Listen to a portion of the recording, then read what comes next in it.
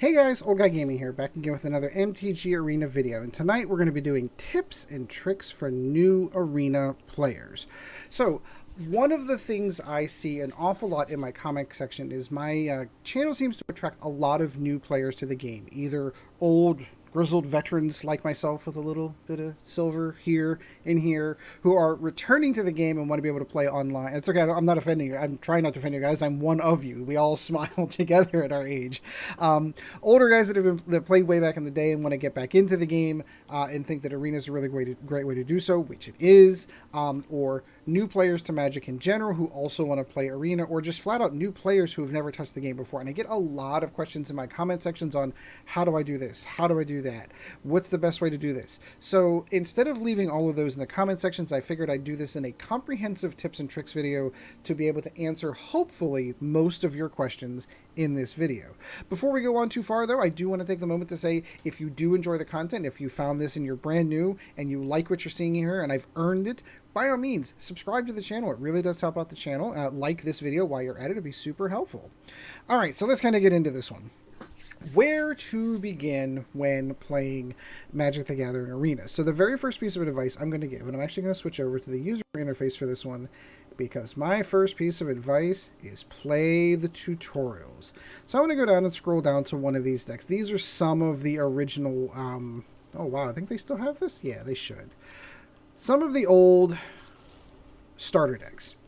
So how do you get these starter decks? Well, the way you get these starter decks is you actually go through and you play the tutorials. Again, if you're an older veteran and you know how to play Magic, then well, what do I need to play the tutorials for? I already know how to play the game. I don't need to go through that.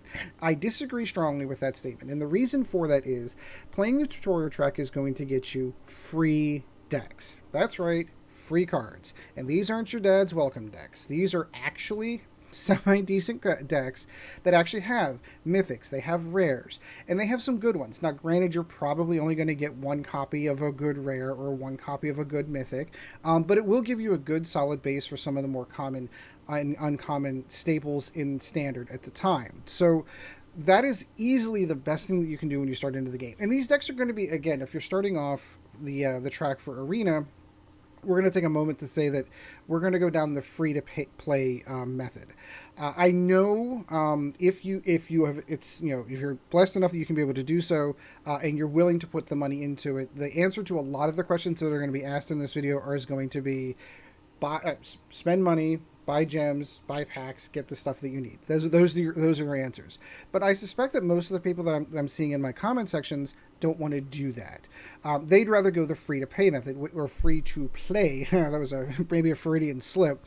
Free-to-play method of getting the cards that you need. So it is entirely possible. I did it for a really, really long time, that you don't need to put a dime into this game.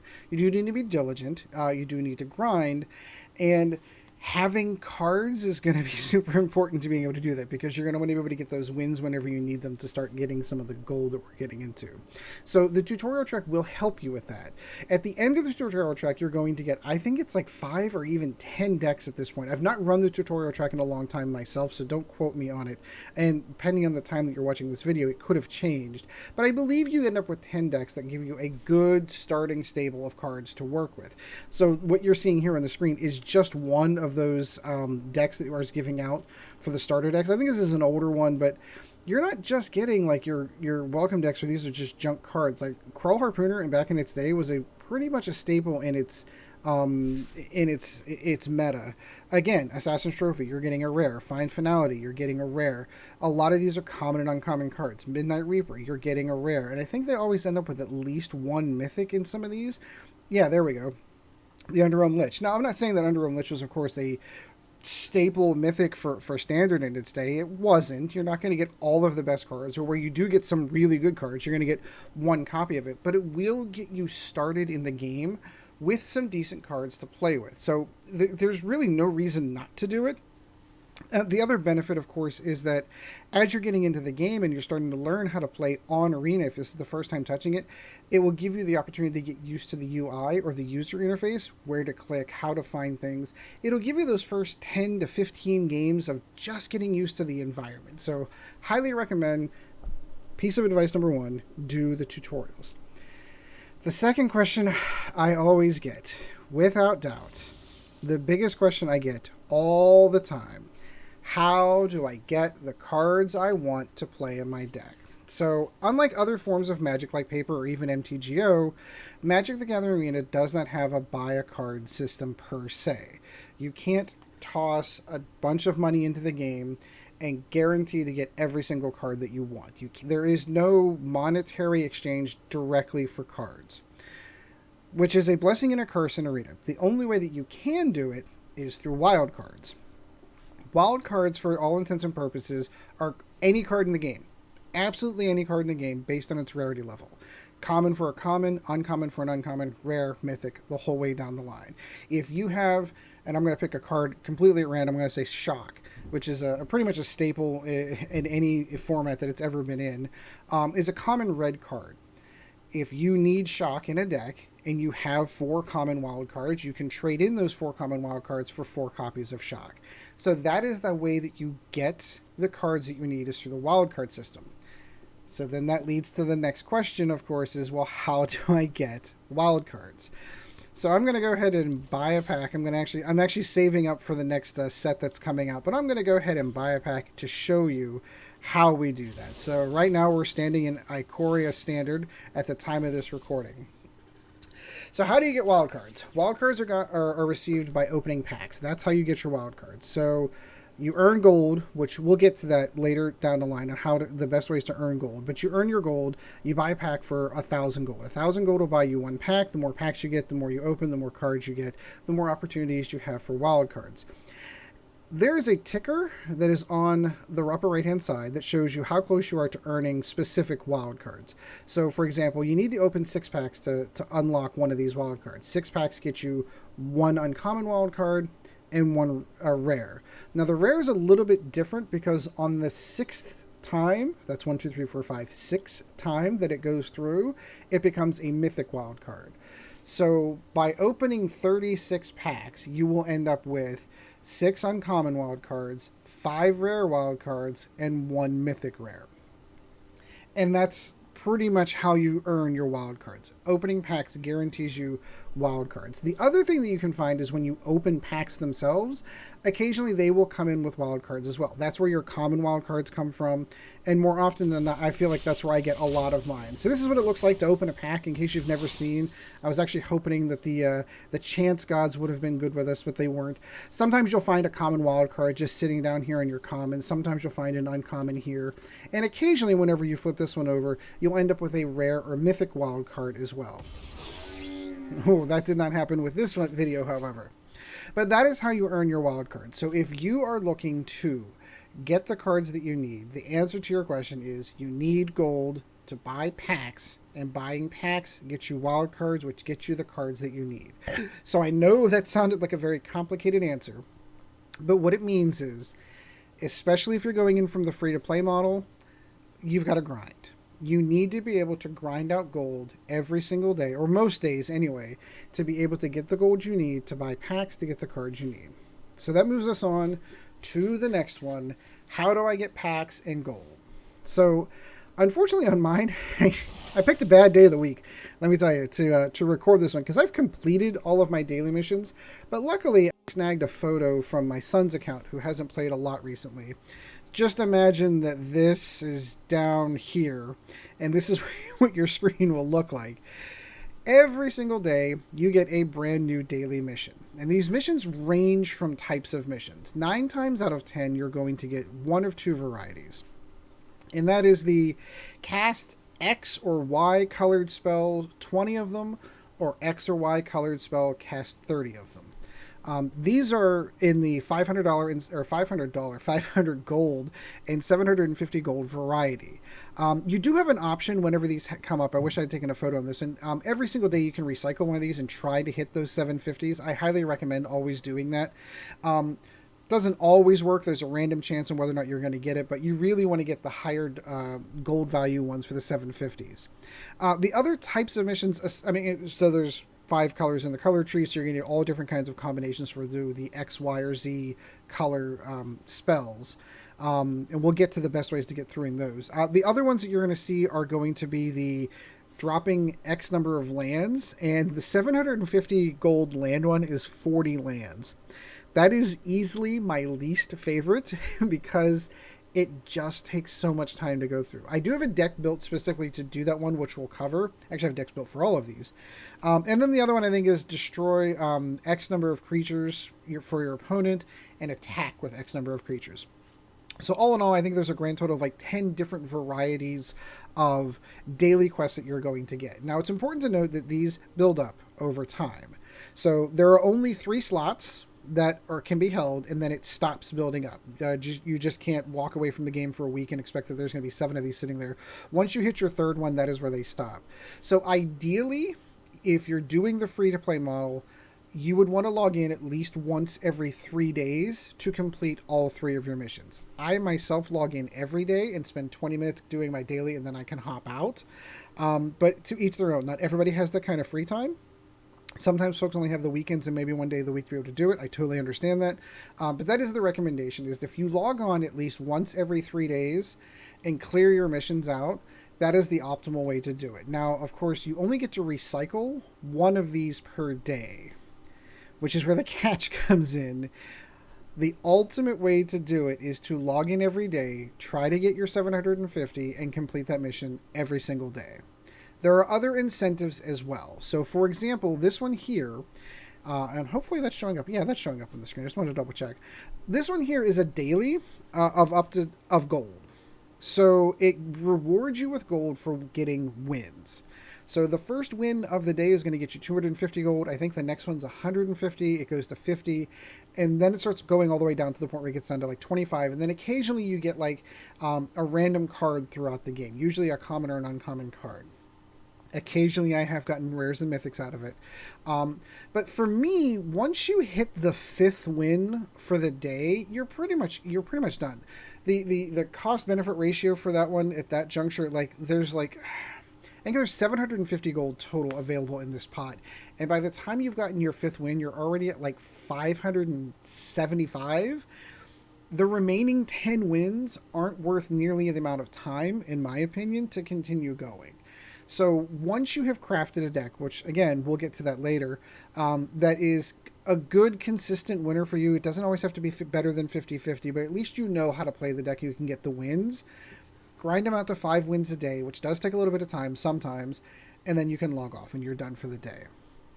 Now, these other 2 are probably important to talk about. So this one here, the XP one, is the amount of XP that you can earn on the Mastery Pass, and we'll have to cover the entire Mastery Pass as well. But long story short, this is also based on wins, and they're hoping for you to get 15 wins during the week to get your maximum amount of XP on the Mastery Pass.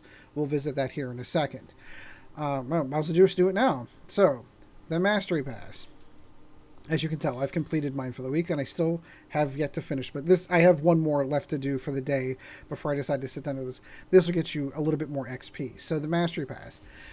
If you've played any type of free-to-play game in the last, 3 years, Fortnite, PUBG, Apex Legends, all of these games do some type of Battle Pass-esque kind of thing, where you have 2 tracks, and let's go ahead and start at the beginning track.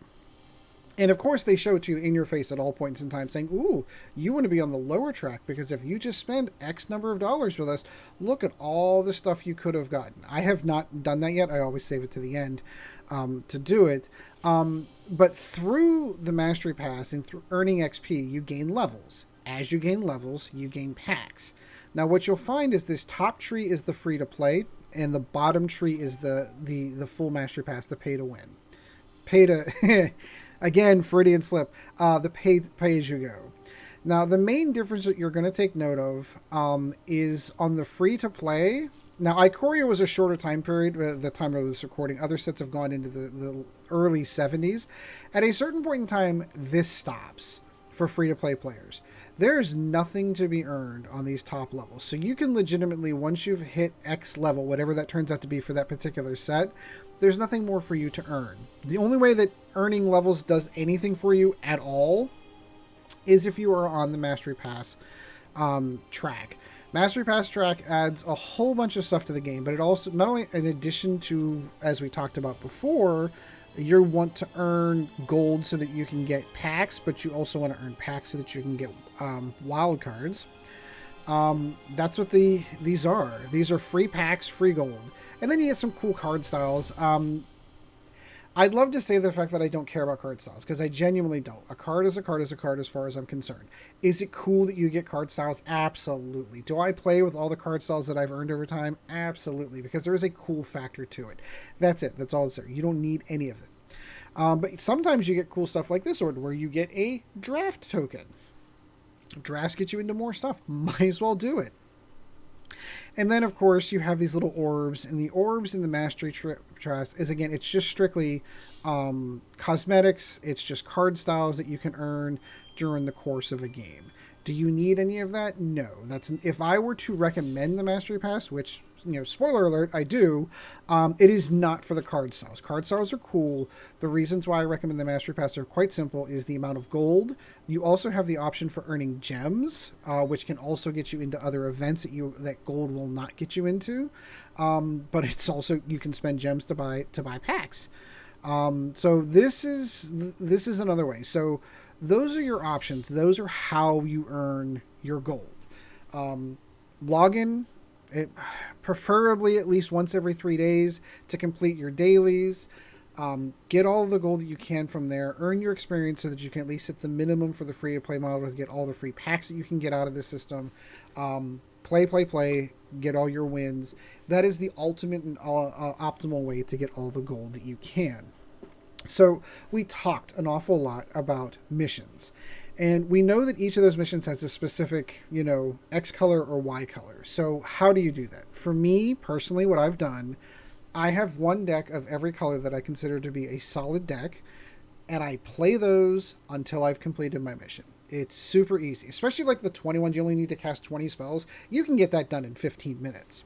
So there's one for every color, and as we do have historic, which means that none of these decks are going to be out of date in any way, shape, or form, I'm going to show you the decks that I use whenever I have like a blue mission or a white mission that comes up. So where is it? My historic blue deck.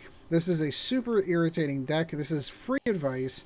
People are going to hate you. I actually just got into Platinum just playing this deck as I was warming up for the night here. Where is it? Mono Blue Tempo. So, I have to explain Standard and Historic at some point in time, but take the simple piece of information out of this. Not every card in the game is legal in Standard at the moment. Standards are the most recent sets. Historic is every card in the game. So the reason why I'm choosing to pick a historic deck to show you in this one is that you're always going to be able to play this deck. Because historics ranked in standard matches ranked in play matches are the only way that you can actually get the missions complete. There is an option for playing the bot, which doesn't get you complete your missions, and you can play against other friends online, but you don't complete your missions that way. You have to play against real people to complete missions. So this is the easiest way to do so. Pick a deck, one of each color, have one built and ready to go. Those are the ones that you use to complete your missions for the day. I'm going to show you all of the ones that I have for the solo colors. So Mono Blue Tempo, for example, and again, I can probably put these in the description below for the video for the deck choices. Great deck because there's 4 rares in the entire deck. And this is an easy way to get wins. This is an easy way to get blue missions complete with Mono Blue Tempo. There is a video. I've done several. Check. I might put a link to that in the description below. I'm going to start taking notes of all the stuff I need to put in the description. But I have a video on how to play this deck and what I've done with it. This deck has not changed in, I don't know, 2 years, a year. How long have we been doing Arena at this point? 2018. But 4 Curious Obsessions, all uncommons. Dive Downs, which are commons. Niskel Kara, which are commons. Ops, which are commons. Terramanders, which are uncommons. Essence Capture, which is an uncommon. Negate, which is a common. Cancel, which is a common. Sinister Sabotage, which is an uncommon. I know, for those of you that know anything about the game and are reading this deck, you're like, I hate you. And you're right, you should. This is an awful deck, but boy, I got to Platinum really fast with this deck with the most recent flip over. 4 Tempest Djinns, 2 Syncopates, and 20 Islands. Super easy deck to put together. And it's very cost-effective and cost-friendly to the end user, because there's only 4 rares. Common and uncommon wildcards, you're going to have falling out of your butt at some point in time. You're just going to have so many common and uncommon wildcards, you don't even know what to do with them. You can build a deck like this for practically nothing. Even in paper, you can build this deck for practically nothing. And it's a good, solid winning deck. So let's go into the other decks that I use. So right behind Mono Blue, and this is probably the best one to recommend, to be perfectly honest with you. Oh, did I just pass it? Yep, sure did. Mono Red. So this one, I think, has a few more rares, but it's definitely going to get you your wins, especially in Historic. So Fervent Champion, this is Red Bird. This is straight up in your face. I'm going to blow your face off with a ton of damage. That's what this deck is all about. Whereas the other deck, again, and I have videos for each of these decks. I'll put links in the description down below if you want to see them played. But this is just straight up attack your opponent and kill, kill, kill. Fervent Champion, Infuriate, Scorch Spitter, Shock, card we talked about earlier. Robber of the Rich. This is how you do this. I build individual decks for individual colors. Ooh, I picked the wrong button. My mono white one. Love this one. And I go through in each individual mission. That's the deck I play. Ooh, I've got black missions today. I'm going to play my black deck. Ooh, I've got blue missions today. I'm going to play my blue deck. So what do you do with those other 3? So I think you kind of get the idea of where I'm going on this one. There are 2 decks. The land one is is a pain in the butt. One, and I have one of 2 decks, and I have to see if I can find it here. I'll have to, if not, I'll put it in the description down below. Either my Gates deck, which has things like Growth Spiral and Circuitous Route, or the Temur Elementals deck, where it just drops a ton of land. That's all the decks that are designed to. I think I have a couple of Hydro Crisis to actually attempt to win the game, but that's how I build those. And for attacking, I always go with the Mono Red deck, because the Mono Red deck is a aggro deck. It's designed to go in and attack. So that's the deck I use for that mission. And then the last one for killing your opponent's creatures, I just go with my standard Mono Black deck. This is my current favorite Mono Black deck, my Mono Black Value deck. Or as it, AKA, I can't believe you only paid 3 mana for that. Where it's just got nothing but removal, more removal. Like ways to kill your opponent's creatures built right into it. So grind out your missions, do that. Now, this kind of goes hand in hand with, what was the other one? Grinding out your wins. At some point in time, every Magic the Gathering the player is different. Some people like aggro decks, and those are the types of decks that are, I'm going to put a lot of creatures on the board and I'm going to attack you. And then some people like the control decks, who are like, no, I'm not going to let you do that. I'm going to counter that, or I'm going to bounce that back to your hand, and I'm going to draw more cards, and I'm always going to have 7 cards in my hand, and I'm always going to have the ability to stop you from doing something before it hits the table. And then other players like the mid-range decks, which are, they start off slow, and then they build up to being really, really big ones. These are the ones that are like your ramp decks that are dropping large creatures, blowing off these gigantic spells, do all kinds of damage. So those are the main 3 types of archetypes. I mean, you have different varieties in there, but those are the 3 rock, paper, scissors of Magic the Gathering. Either you're a fast deck that wants to kill someone quickly, and those are usually the ones that kill control decks. But they can't really beat mid-range decks because they're too small to handle the middle of the game, where that's where the mid-range and the mid and mid-range comes. When their bigger creatures are coming down and the little stuff that you have out there just isn't big enough to handle it. But those lose to control decks because they're so slow to build. By the time that control deck is up and running, their mid-range decks can't run. So there's a good rock, paper, scissors. There's probably a good video in that too, to kind of go through the 3 different archetypes of Magic decks. And last, so hopefully that answers all your questions. I genuinely hope that answers. I feel like I may have ranted a little, but that's fine, because there's a lot of information I'm trying to convey to new players. In short, take these little pieces of advice. Build 5 decks, 1 red, 1 blue, 1 green, 1 white, 1 red, to fill these daily missions.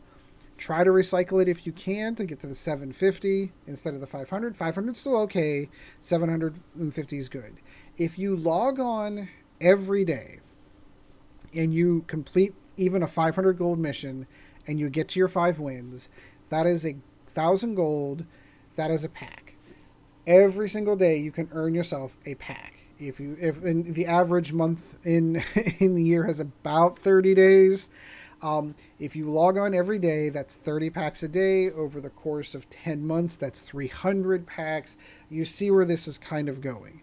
The more you log on, the more you play, the more you complete your missions. Now, keeping in mind, at no point in time have I said anything about wins, aside from getting hopefully your 5 wins a day if you can. There are ways to earn this. At no point have I talked about spending money. You don't have to do it. The only time I've mentioned that is in the Mastery Pass, which we'll get to. But those are the best pieces of advice at this juncture. Do the tutorials to get the cards, get some cards so you can actually start building a deck. Do your daily missions, get gold, buy packs with the gold, or if you're good, if you're good at drafts, you can use gold to get into drafts too. I'm an awful draft player. I wish I weren't. I love the format. When I go to F&M in person, that's what I love to do. I love playing draft. I'm not very good at it, but I don't care because I'm having fun, and I do occasionally win a draft from here and there. But unless you're really good at drafts and consistent at drafts, I don't recommend it for new players for earning gold. Because to get into a draft, we should probably go into that. To get into a draft, traditional draft, that's 10,000 gold. I think there are other draft formats you can get into that are less. Let's go into play all modes. Are those the only modes that they've got going? I thought that they had others. Yeah. So I guess the only draft that, at the time of this recording is a traditional draft. But that's 10,000 gold. That's 10 days worth of build-up of completing missions.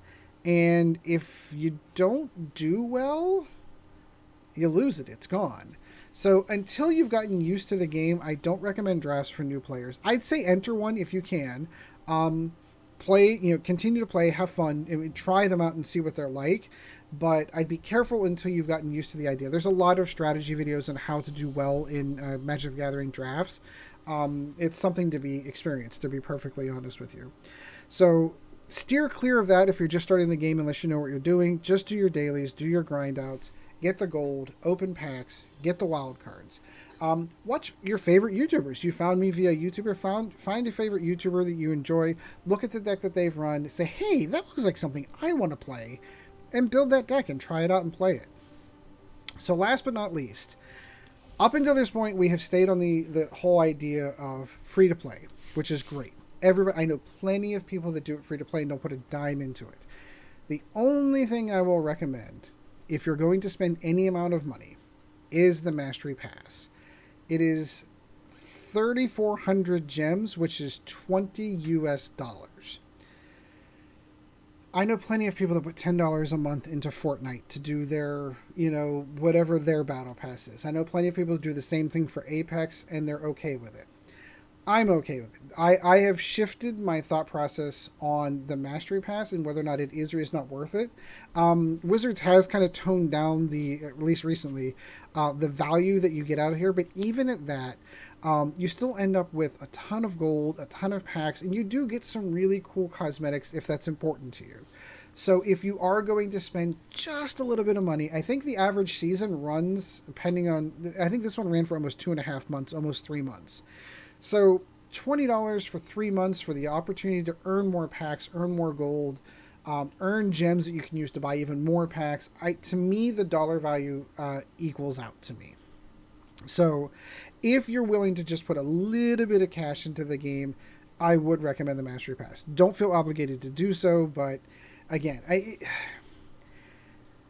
in my humble opinion, I spend less than that buying lunch twice a week going to work. If I can just pick one day out of the week that I don't buy lunch and I brown bag it in instead, I'm able to do so. I recognize that not everyone is financially capable of doing it, but if you have the capabilities of doing so, by all means, I highly recommend doing the Mastery Pass. And if you want to go all hog wild, well, heck, if you really want to, there are some crazy things you can spend cash on. So we'll kind of get into that really quick, and that is going to be gems.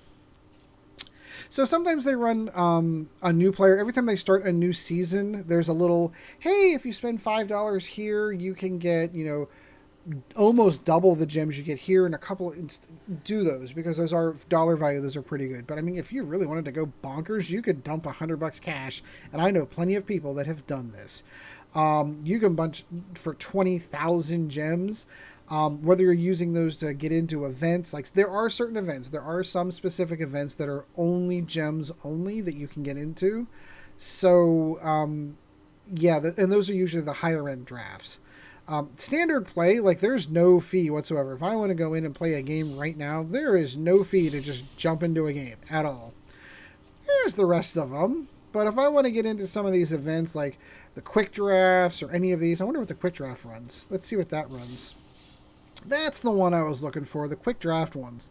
These cost you 5,000 gold to get into, or 750 gold. I would never pay gems for this. I would only ever pay gold, because you earn gems along the way. If you can manage to get, I don't know, what's the value comes out somewhere in the, yeah, right around here. If you can end up get 3 wins, 1,000 gold equals basically 3 gems, 300 gems, and you've earned a pack along the way. I mean, this is the way to go. If you're going to try the draft environment, this is the area that I'd recommend first, because you can do it with a much smaller value in gold. But yeah, some of these other events, the only way that you can get into them is... Oh, that's right. I'm recording this on a Wednesday. You can play Brawl on Wednesdays. I was wondering why Brawl was sitting there. They do have the occasional free events too. I highly recommend doing those. So anyway, I hope that answers a lot of your questions. I literally took a list over here. Here, I'll cheat. This is how I do my notes on the whole whopping notepad. These are the most often asked questions that I've gotten in my comment sections. Hopefully I've answered those. If you have additional questions though, things that you want to know about a Magic the Gathering arena, let me know in the comments down below. I'm always relatively active in my own comment sections. I will be freely admit that sometimes my work gets crazy and I don't get a chance to answer them as often as I like, but I do respond to every person that's ever put a comment. So yeah, if you've got questions on, hey, I'm a new player, I need your video was great, but you didn't answer X, Y, or Z question, let me know in the comments down below, and I will be sure to answer that question. So I hope you found this useful. I hope you found it interesting, and good luck, and we'll see you in the arena. So until next time, guys, we shall see you in the arena. This video was brought to you in no small part by our patrons. If you would like to help out the channel, go to www.patreon.com/oldguygamingmtga, and thank you for your support.